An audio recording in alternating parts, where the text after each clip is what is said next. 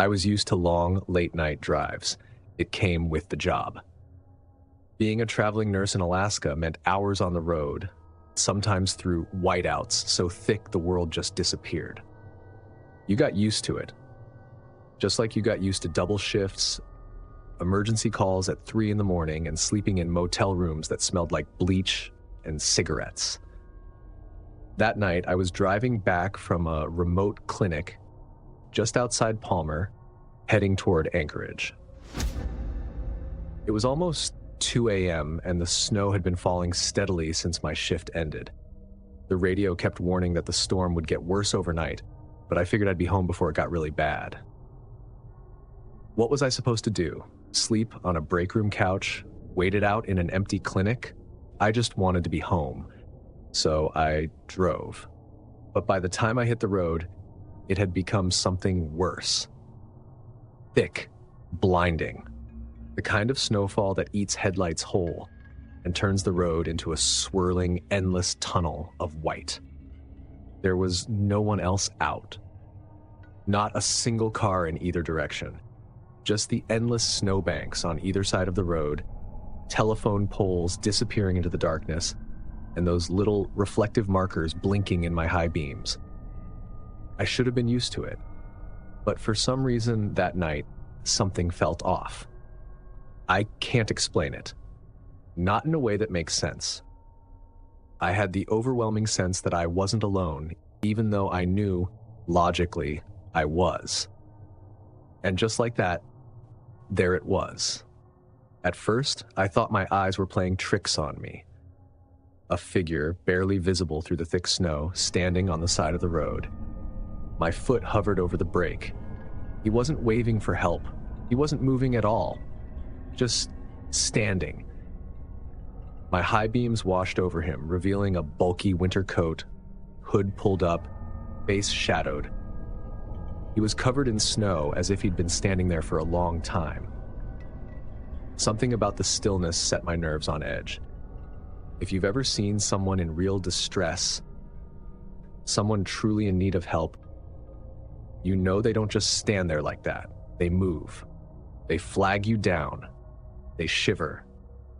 This person, he was motionless. I kept driving. I checked the rearview mirror as I passed. The figure didn't turn, didn't react at all. Just stood there, head slightly tilted toward the road. A heavy weight settled in my stomach. Something about this wasn't right. I tried to shake it off. I told myself it was nothing. Some stranded traveler waiting for a ride. Maybe a hitchhiker who lost their nerve. But then, 10 miles later, I saw him again. Same bulky coat, same motionless stance. Closer to the road this time. My entire body went rigid. I braked without thinking, tires skidding slightly on the ice. No way. No way. There hadn't been any turnoffs, no intersections, no other cars on the road. So how the hell was he ahead of me? I turned my head slowly, my pulse hammering. The snow was coming down harder now, but I could see enough. It was the same person. Had to be. But that wasn't possible. My breathing had gone shallow. My hands were white-knuckled on the wheel. Then, for the first time, the figure moved. Not toward me, just slightly, like he was angling his body toward my car. I didn't wait to see what happened next. I threw the car into drive and floored it. The storm worsened. I could barely see a few feet ahead of me. My tires crunched over ice, the car shuddering in the wind. I told myself, over and over, that I was imagining things. That the snow was messing with my vision. That stress and exhaustion were making me paranoid. But I kept looking in the rearview mirror. My gas light flickered on. I made a plan to stop at the next station. Then, out of nowhere, it appeared. Through the dense snowfall barely visible in my high beams, standing directly in the middle of the road. I reacted on instinct. I yanked the wheel, the car skidding sideways. My tires shrieked against the ice, and for a heart-stopping second, I thought I was going to spin out. And then he was gone. Not moved, not knocked down, just gone. I sat there, my breath shallow, my hands trembling on the wheel. I scanned the road, the snowbanks, the ditches. Nothing. No footprints. No sign that anyone had been there at all. A queasy wave crawled up my throat. I hit the gas hard. I needed to get out of there. By the time I reached the station, I was barely holding it together. I pulled up under the lights, breathing fast, my hands still shaking. The place was nearly deserted. Just a lone attendant behind the counter, watching a tiny TV. I got out, pumped gas with numb fingers. When I went inside to pay, the guy behind the counter gave me a weird look. "You all right?" he asked. Then, before I could stop myself, I blurted, "I saw someone on the road 3 times. Same person. There was no way he could have..." His face changed. Not confusion, not mild concern. Something else. "What did he look like?" he asked. My throat felt dry. Heavy coat, hood up, just standing there. The attendant's face went stiff. He looked past me, out toward the empty parking lot, as if expecting to see something. Then he exhaled sharply. "You're the 3rd person this week to say that." I barely remember the drive home. I didn't sleep that night. Every time I closed my eyes, I saw that hooded figure standing in the road. The next day, I looked up everything I could. Missing persons reports, accidents, urban legends. Nothing. No accidents, no deaths, no warnings. I never drove that route at night again, but sometimes on long winter drives, when the snow blurs the world into nothing, I think about him, standing there, and I wonder, who else has seen them? Or worse, who else will?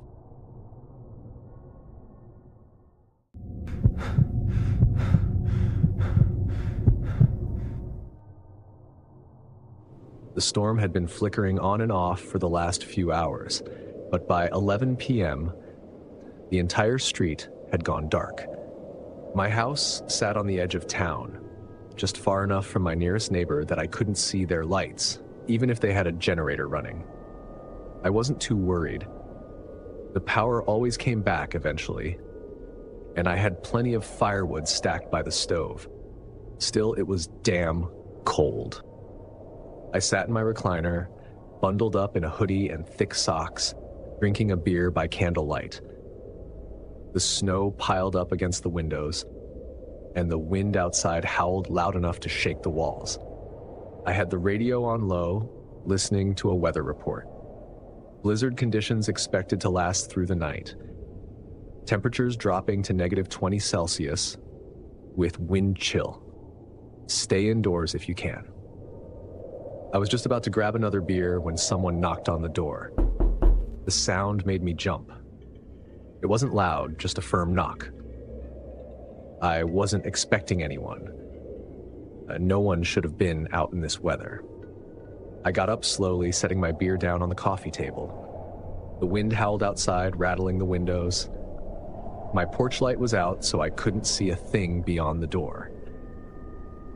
I hesitated before opening it. Josh stood there, my best friend.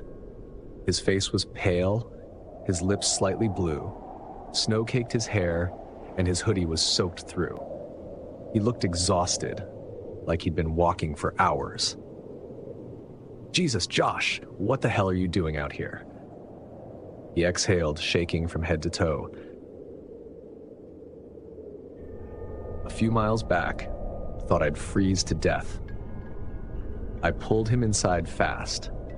The heat from the wood stove wrapped around him, and he let out a slow, shaky breath. His hands were red, nearly frozen. I grabbed a blanket from the couch and wrapped it around him.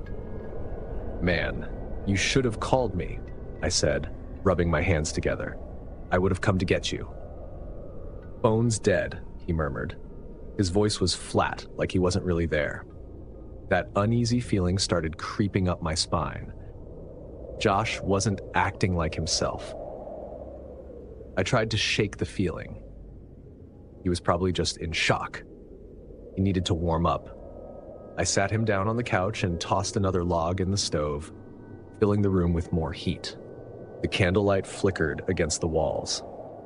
"You're lucky I was home," I said. Could have been knocking on a door that no one was around to answer. Josh didn't say anything, just sat there, stiff, his hands gripping the blanket. I studied him. His face looked off, hollow, almost. His eyes weren't as sharp as they usually were, like he was looking past me instead of at me. I cleared my throat. "You okay, man?" His lips parted slightly. "Yeah, just tired." His voice didn't sound right. It was too low, too slow, like someone trying to mimic Josh's voice but not quite getting it right. I sat back down in my chair. For the next hour, we talked. But it was weird. Josh barely spoke. He answered in short sentences, like he had to think too hard about each word. His movements were slow and stiff, like he wasn't used to his own body.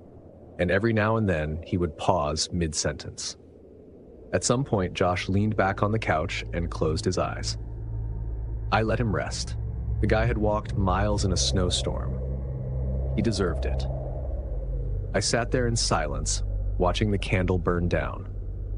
The room flickered with soft golden light, the wind still roaring outside. Then, out of nowhere, the power came back.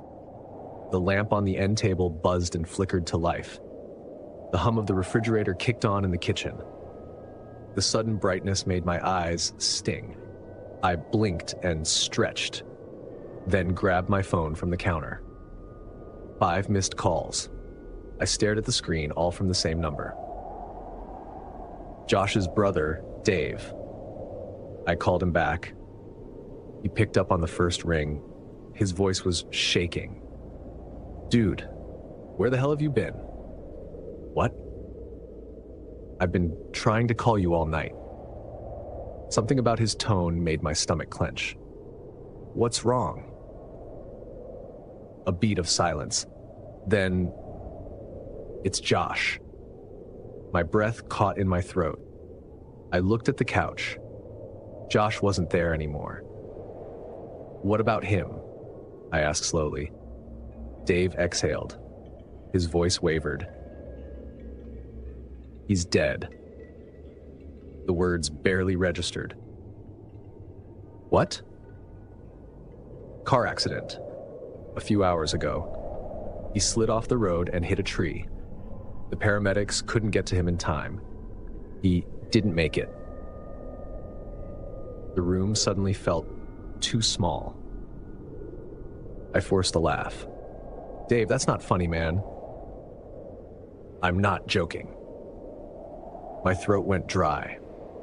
"That doesn't make sense," I said, gripping the phone tighter. "He was right here." Silence. Then softly, "No, he was not." For a split second, I thought maybe Dave was wrong. Maybe there had been a mistake. But then I noticed something. The blanket.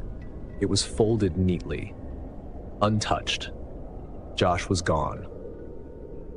No sign that he had ever been there at all. I dropped the phone. My hands were shaking as I rushed to the front door and yanked it open. The storm had settled. The snow outside glowed under the streetlight. I scanned the yard, the driveway, the road. Nothing. No footprints in the fresh snow. No sign that anyone had walked up to my house that night. Just emptiness. I barely remember the rest of that night. I didn't sleep. Just sat there staring at the couch until the sun came up. The next day, I drove out to the crash site. It was real. Josh's car was still there, half buried in snow, the windshield cracked down the middle. There was no way he could have survived. I never told anyone what happened that night, not even Dave, because I knew what they'd say, that it was grief, that I had dreamed it, that my mind was playing tricks on me. But I know what I saw. My friend had come to my house to say goodbye.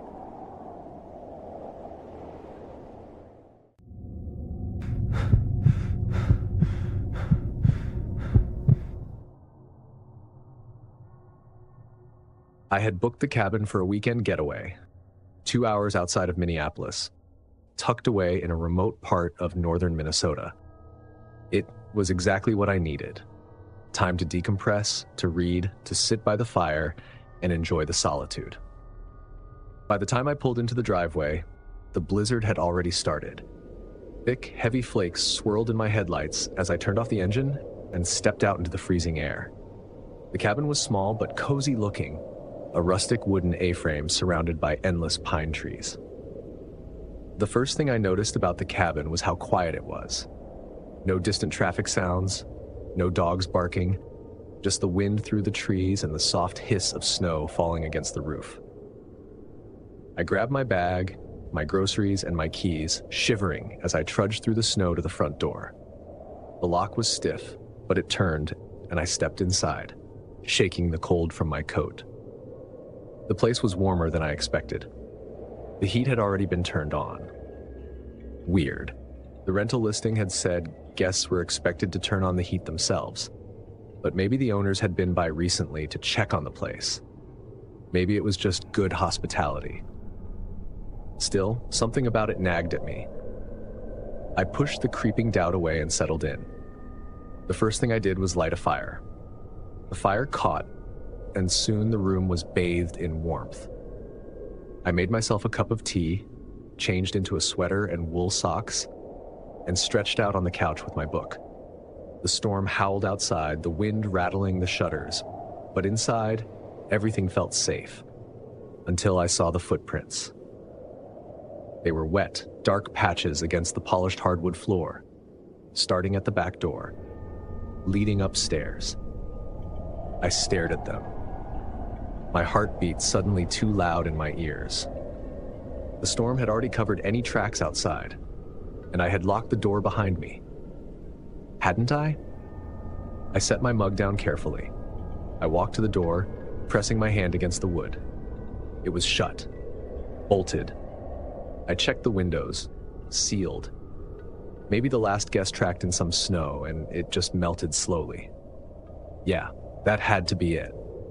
I went back to the couch, but I didn't pick up my book. I just sat there staring at the staircase. Hours passed. The storm got worse. I tried to push the footprints out of my mind. I read. I ate a sandwich. I watched the flames in the wood stove flicker and dance. At some point, I dozed off. I don't know what woke me. Maybe it was the wind or the creaking walls, or just the unease still twisting in my gut. I blinked groggily, sitting up on the couch, the fire still glowing softly. I looked at my phone, 2:47 a.m. Then, clear as day, I heard it. A soft, slow creak from upstairs. I sat completely still. Another creak, a floorboard shifting. The kind of sound a house makes when someone moves. I grabbed the fire poker from the wood stove. My pulse thundered in my ears. I didn't want to go up there, but I had to. I crept up the stairs. The hallway stretched into darkness. The bedroom door was half open. I nudged it open with the fire poker. The room was empty. At first. Then I turned toward the closet. Something smelled wrong, like damp fabric and something faintly sour. I reached for the handle, pulled it open. A sleeping bag crumpled on the floor. Next to it, an empty water bottle, a few granola bar wrappers. My stomach twisted. Someone had been living here. I took a step back, my hands shaking. That's when it came into view. A single wet footprint leading out of the closet. I turned and ran. I flew down the stairs so fast I nearly tripped. My only thought was, "Get out! Get out! Get out!" I grabbed my keys from the table, except they weren't there. The only set of footprints in or out of the house were mine. My keys had been right there. I had put them down when I came in. I grabbed my phone and dialed 911. The call didn't go through. No service. The storm had cut out the signal. I turned toward the bathroom, the only room with a lock. And then, from somewhere in the dark, I heard footsteps. Slow footsteps, coming down the stairs. I slammed the bathroom door and locked it. I backed into the bathtub, clutching my phone in one hand and the fire poker in the other. The house was too quiet. I tried calling 911 again. Still nothing. Outside the bathroom door, the floor creaked. A shadow passed under the crack. I held my breath. Then, the doorknob turned, gently, almost testing it. I pressed myself deeper into the tub, heart pounding. Then it stopped. Silence. Minutes crawled by. I didn't move. Then my phone buzzed. 1 bar of service. Just enough. I dialed 911. The operator picked up. 911, what's your emergency? I forced myself to speak as steadily as possible. There's someone in my house. The operator started asking questions. I barely heard her, because right outside the bathroom door, the floorboards creaked again. I squeezed my eyes shut. I could feel someone standing there, listening. Then, footsteps, moving toward the front door. The door creaked open. A gust of freezing wind howled inside. Then, silence. I stayed in that bathroom until I heard the sirens. The police arrived 15 minutes later. The front door was wide open, snow drifting inside, but there were no footprints outside. The snow had already covered any footprints. No sign that anyone had left. Nothing was stolen. Just my keys. The officers checked the house.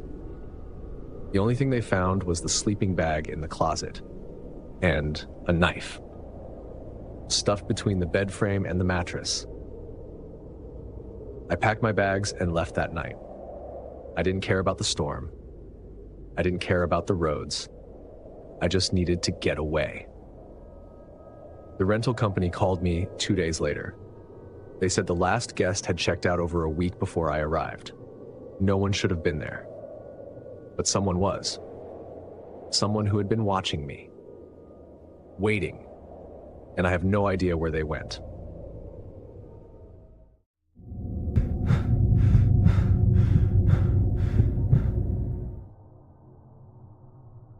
I don't usually pick up hitchhikers. Not because I don't care. I do. But I've been a mechanic for 15 years, and I've seen enough bad situations to know better. Stranded drivers, cars breaking down in the worst places, people waving you down for help, only for their buddies to be waiting in the ditch with a knife. I'm not paranoid, just careful. That night, though, I made an exception.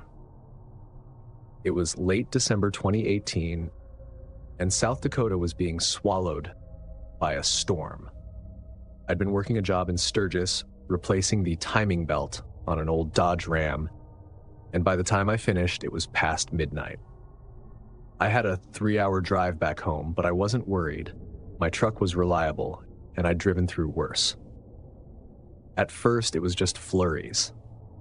Nothing to worry about. But as the miles ticked by, the snow thickened, and the wind turned sharp. My high beams were practically useless, swallowed up by the whiteout. The highway was empty. No headlights behind me, no taillights ahead, just darkness, snow, and the sound of my engine. And then I saw him. A lone figure, walking along the side of the road. I almost didn't notice him.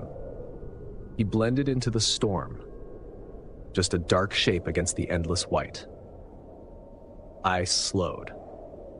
The guy wasn't wearing a proper winter coat, just a thin hoodie, jeans, and old sneakers, already buried in the snow. He looked half frozen, arms wrapped around himself, head down, like he'd been walking for miles. I hesitated. I was miles from the nearest town, and he was obviously in bad shape. No sane person would be out here on foot. I pulled over. My passenger side window rolled down with a squeak. "You all right, man?" The hitchhiker stopped walking. He turned his head toward me way too slowly.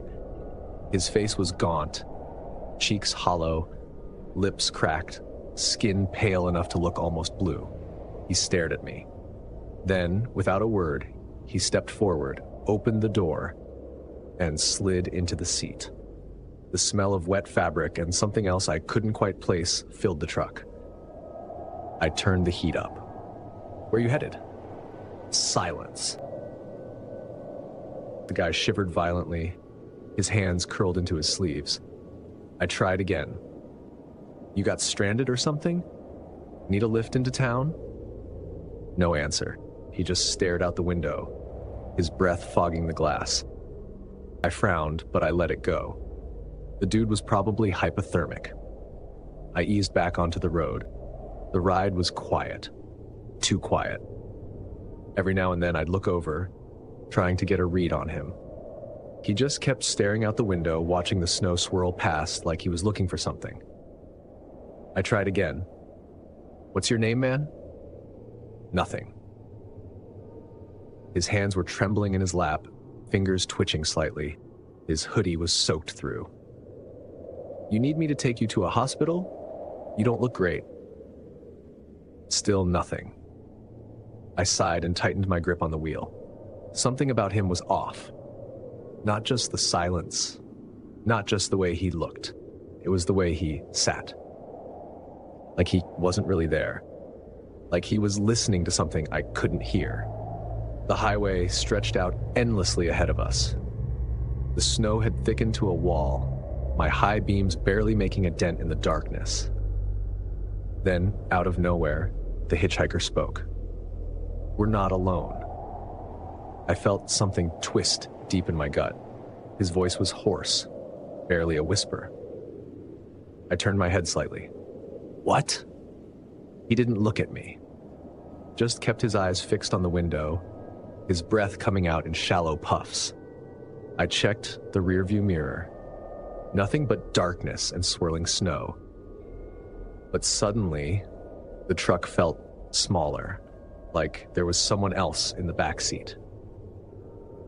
I kept my voice calm. "What do you mean?" His fingers curled against his jeans. He swallowed hard, like he was fighting to get the words out. "They're following us." I don't scare easy, but something about the way he said it, like it was a fact, like he was sure, made my hands tighten on the wheel. I forced a chuckle. "Well, unless they've got a snowmobile, I don't think anyone's out here with us." The hitchhiker shook his head, then suddenly, his entire body went rigid. His breathing picked up. He turned in his seat slightly, his head angling toward the back of the truck like he was looking at something. I took a shaky breath. The air inside felt dense, claustrophobic. He grabbed my arm. His grip was ice cold. "You need to pull over."